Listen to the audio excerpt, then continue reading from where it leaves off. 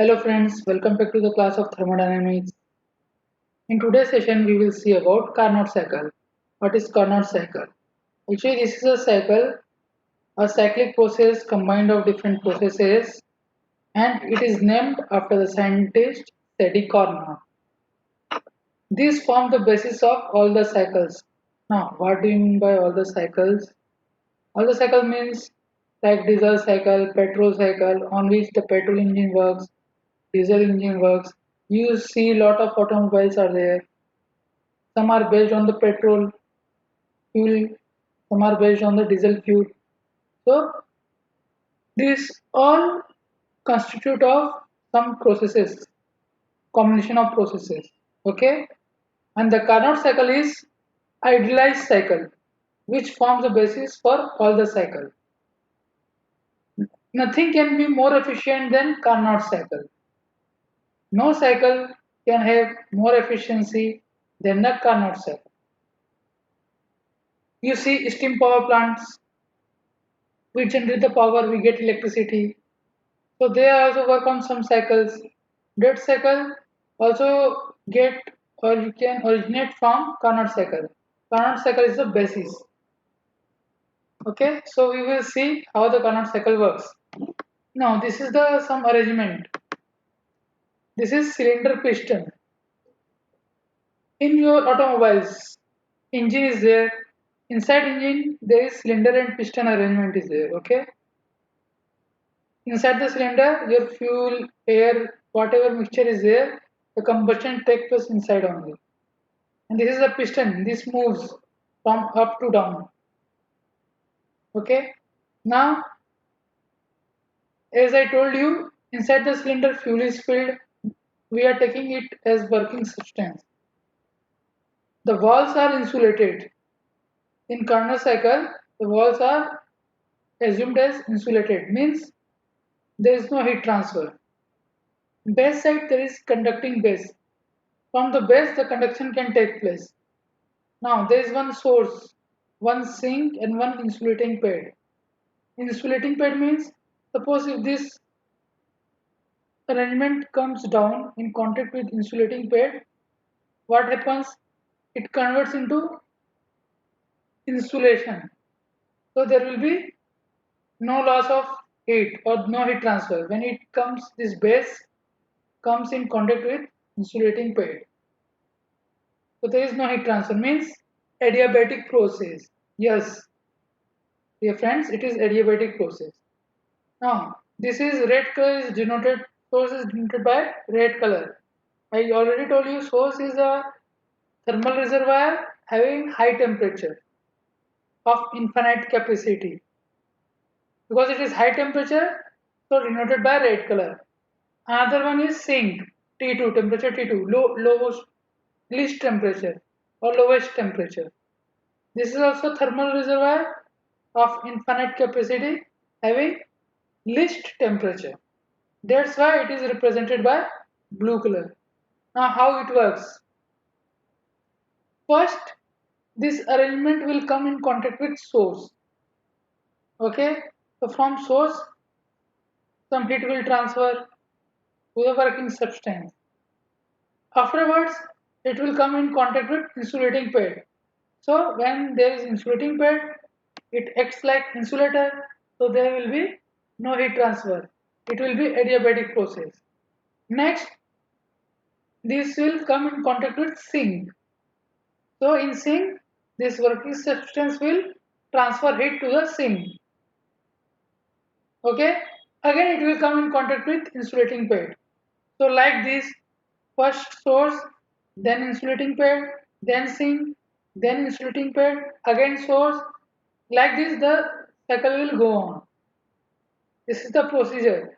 In source, the working substance will take heat from source, then it comes in contact with insulating pad, then it transfers its heat to the sink. Again it will come in contact with insulating pad. So four processes will occur. What are those processes? I will tell you.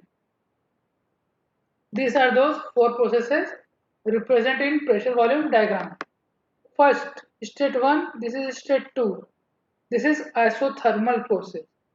This is nothing but isothermal process where temperature is constant. Temperature is constant. Here there will be heat addition.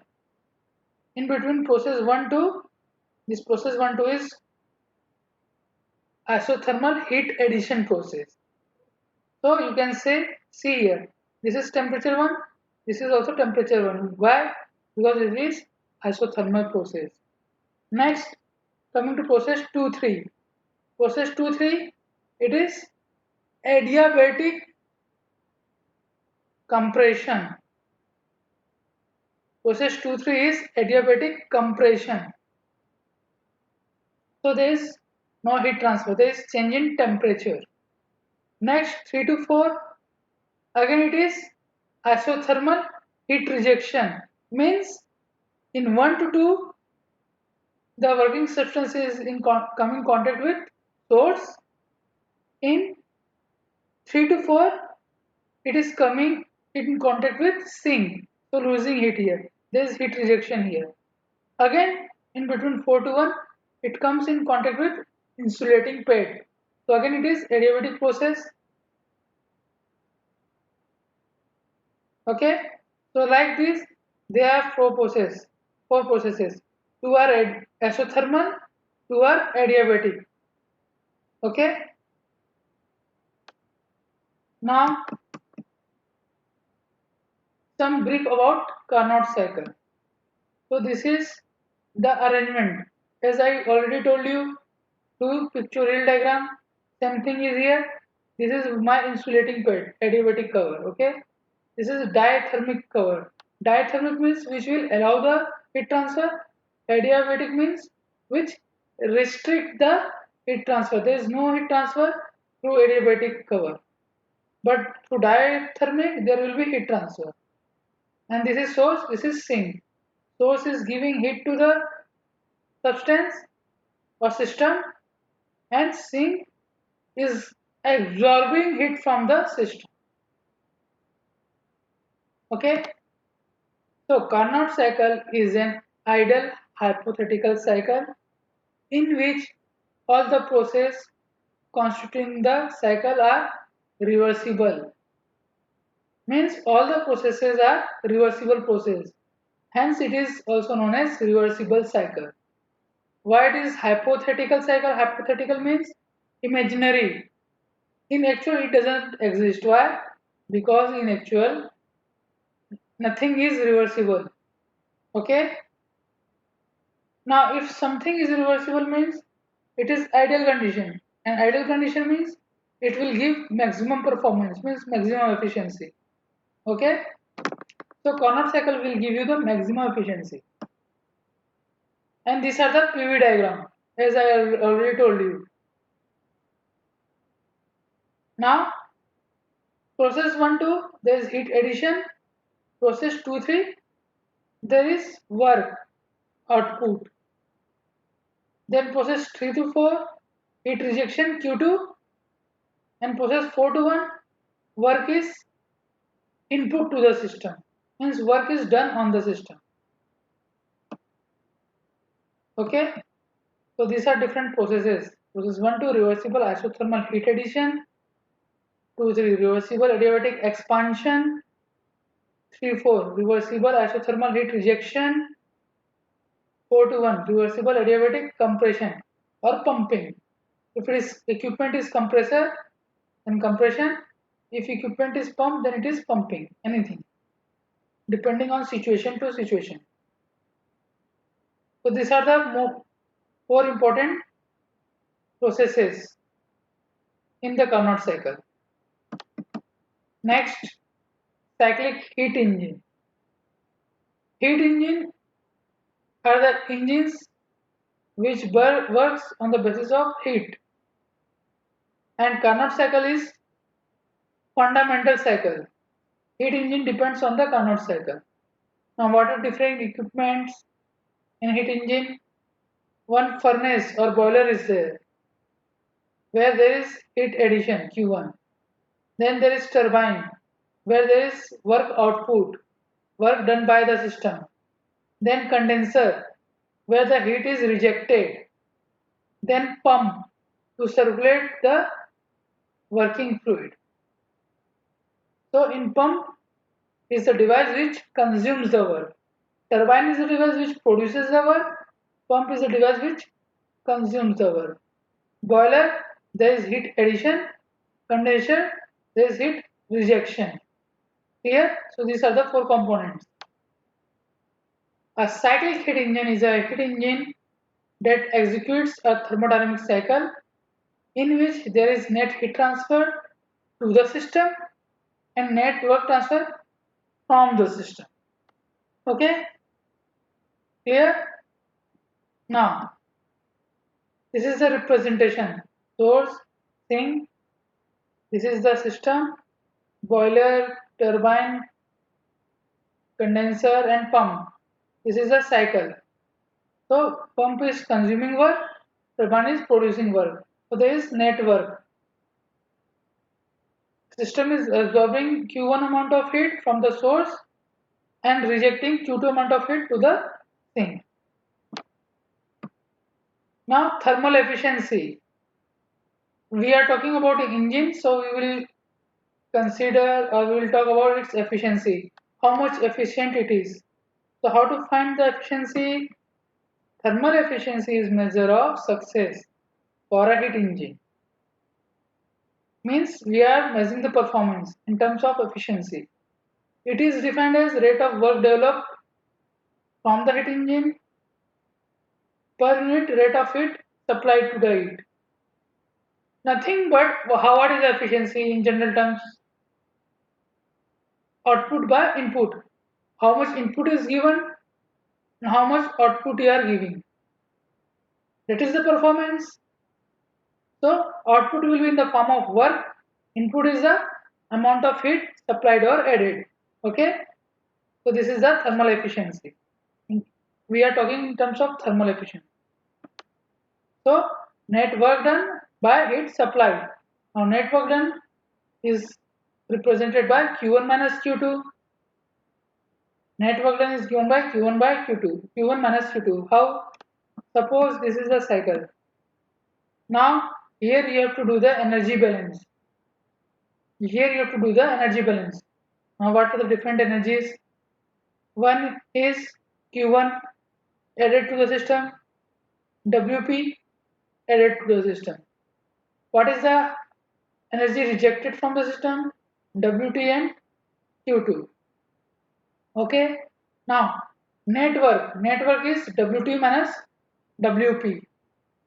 Correct? Network is nothing but WT minus WP. Now again consider the different forms of energies.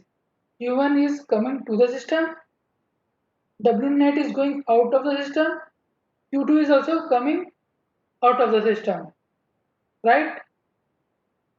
So we can write Q1 equals to W net